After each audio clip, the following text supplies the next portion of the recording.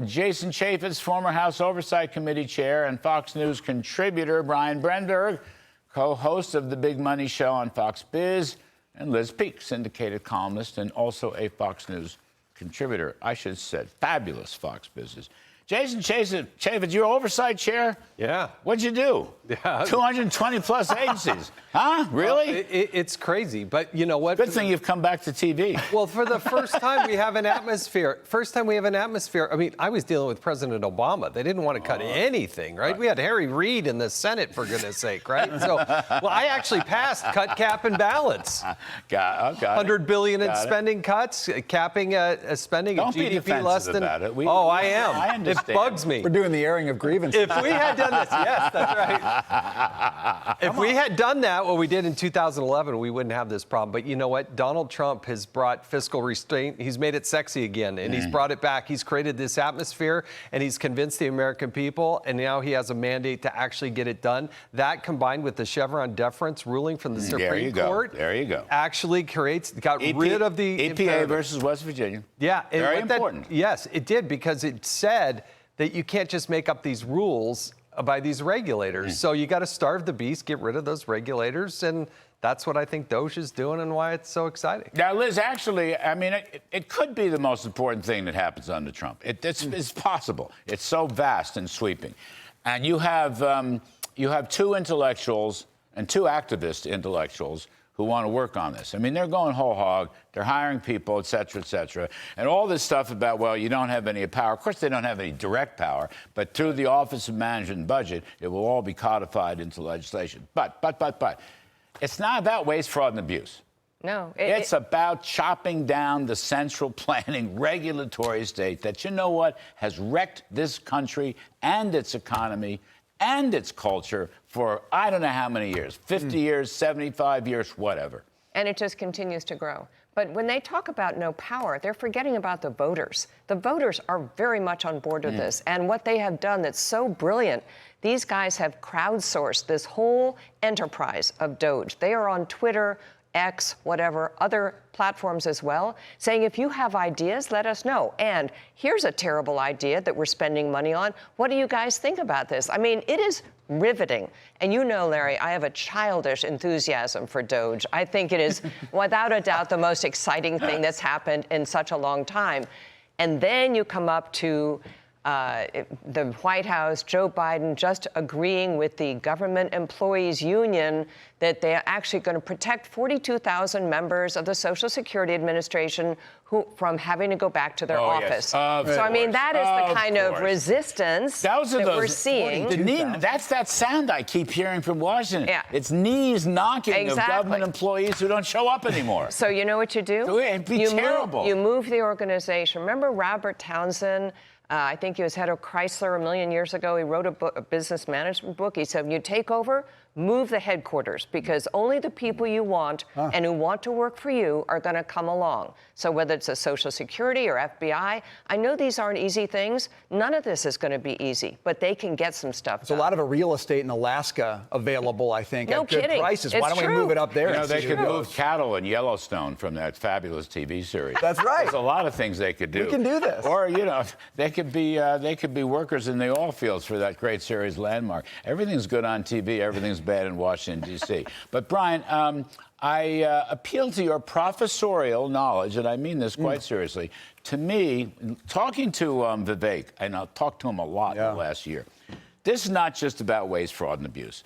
And it's not even making government employees come to work or not coming to work. This is a bigger mission. This is about chopping down the unelected regulatory state and those bureaucrats that have been running this country poorly, in my opinion. And let's just be clear what that means for the voters, because they are the power.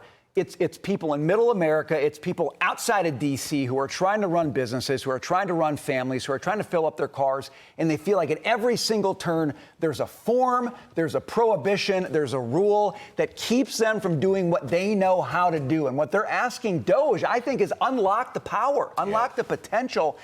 You've got $2 trillion of regulations on the books right now in America. You can get the $2 trillion. It might not be all spending. Some of it's going to be just taking away the cost that Americans bear right now in their own lives. And taking away their authority to inflict those regulations.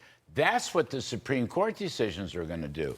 The Chevron deference decision said, no, we will not defer to these government regulators. EPA versus West Virginia's Balboa said, no, you can't set emissions controls. That was never written into any law. You didn't write it into any law, right? Be proud. I want you to be proud, Jason. Yes, Hold the flag high here. Boost them back up now. You didn't help, but you haven't heard either. Right. It's C+ work, but you have potential to rise. But the point is, what I'm really getting at, though, is here, Vivek, who is a Yale lawyer and so forth, and he's one smart guy, as you know, okay? He wants to use the Supreme Court decisions to remove the authority of this regulatory bureaucracy, superstate, central planning that has wrecked the American economy and the culture for I don't know how many, 50, 75 years. We dealt with this in the House Judiciary Committee, and we got rid of it in the Trump administration. Biden brought it back on the first day. And it's a scheme, and it works like this. The regulatory body would go to somebody that they regulate, and they would say, look, we can take you to court, and you're going to have to file on your 10K. You're going to have to make a decision here because you, as a public company, you're going to have to disclose that you're under investigation, or you can enter in this settlement agreement, and you can pay $50 million, and $5 million to go to the government. And then we've got this list of all these non-government organizations, these democratic organizations, and you can make a donation of $45 million to them, and then we will just announce that we have mutually agreed that you're under no fault. And this would happen to community banks, it would happen to credit unions, it would happen to pick any industry, and it was blackmail, and they did it in mass. And there are untold billions of dollars that have been schemed out like this. And Donald Trump, I think, is committed to getting rid of that once and for all. Yeah, I think he's right. Look, this thing developed during the campaign. You know, Elon and Vivek started it. It was not part of the original campaign. Trump embraced it. And a lot of people have embraced it, and some on both sides of the aisle. I'm going to give some credit where credit is due, although I don't want to go overboard on, because there is a socialist party, and they love regulators, and they love unelected bureaucrats. But that's the subject of another segment. Brian, I want to talk to you about another subject related to this, and that is Trump tax cuts 2.0, in my humble opinion, cannot wait for a variety of reasons. We had Ways and Means Chairman Jason Smith was on yesterday. He said, no, we mustn't wait. You are not going to get two reconciliation bills. It's never happened in the last 25 years. But here's my bigger picture point. Why I don't know who hatched this idea, whether it was Thune or whoever. But Trump's constituency for victory were the working folks, okay? Hispanics, blacks, Asians, young people who are everybody across the board. Now, they want more after-tax pay. They want more take-home pay, to use Ronald Reagan's phrase, okay? They want that. Trump promised them tax cuts, not only to extend the original tax cuts, which, by the way, several points of reduction in the marginal rate for individuals, doubling the standard deduction, doubling the kiddie tax credit, the business tax, the small business tax deduction, which is so important, and maybe a 15% corporate tax. Okay. Trump made that promise. Now, he has to keep that promise. He has to get the blue-collar boom going right away. I don't want to wait until the second half of the year or the fourth quarter where the tax cuts expire and then you have a $5 trillion tax hike next year. He needs to make good on his promise, Brian. This has to be stopped, this two reconciliation business. It's more than just making good on his promise, and I agree with you. But it was after-tax income. It was weekly average wages. It was household net worth. Those are the things people remembered about the first Trump presidency. It's why they felt good about America. It's why they felt good about his prospects. If you wait on that, you're delaying on the number one thing people think about when they think about Trump. It wasn't the only thing, but it was the number one thing. Every single poll, okay? Yep. Now, and you can get energy reforms and reopen the spigots and permitting reforms by executive authority. Amen. You can, I'll give them money in the reconciliation bill to build the wall. I am all for that, plus remain in Mexico. But those are basically executive orders. We don't need, you must have immediately a tax cut campaign and reconciliation. Now, Liz Peek's saving the best for last. Saving the best for last. Let me find it. It's so important. Yes, here it is. The Scott Bessent bond market rally and the Donald Trump stock market rally. Now, the Bessent bond rally comes from Dan Clifton's Strategas, his report this morning. Very interesting. Clifton hasn't been that great on the Trump story, but he got this right. Scott Bessent, Treasury Secretary, bond market rally, the market loves Donald Trump stock market rally. Not necessarily today, but it's been a hell of a rally. I leave the best lastest for you. Thank you. Well, look, I think the market likes the fact that the certainty is there after the election. The post-election day rally was the biggest ever in our history. Right. I mean, it was just extraordinary.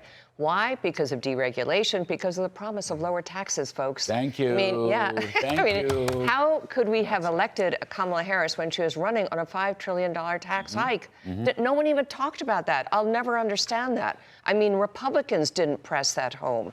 So that is, I agree with you. I don't know why Thune is talking about another bill first. I think it's bizarre and really not a good idea. You want to say something about that? You probably don't, but what? I'll give you the last. Can I move from a C plus to an A? Give him a chance do at a little B extra minus. credit here. Your grade point may depend on the next answer. Yes, Donald Trump is in a unique position because he can actually do it. He has the moral authority. He has the public behind him. Bring it, this idea that they're spending 5 hours talking about cutting. Yeah. When I was in Congress, we had maybe just less than 100 fiscal conservatives out there. And now it's like the sexiest thing in town. Even Democrats. So why can't you cut spending and taxing in the same reconciliation and put some money in for the only way you can do and do some energy regulatory? That's what you do. One big bill. The whole country focuses on it. You start from day one, which is January 20th. Honestly, you know what he said? Remember, his said 91. Promises made, promises kept. I got to get out of here. Jason Chaffetz, an improving student. B plus. Liz Peek and Brian Brenberg. And remember, folks, you can catch Brian along with his co-hosts Jackie DeAngelis and Taylor Riggs on The Big Money Show, weekdays, 1 p.m. Eastern, right here on Fabulous Fox Business every day.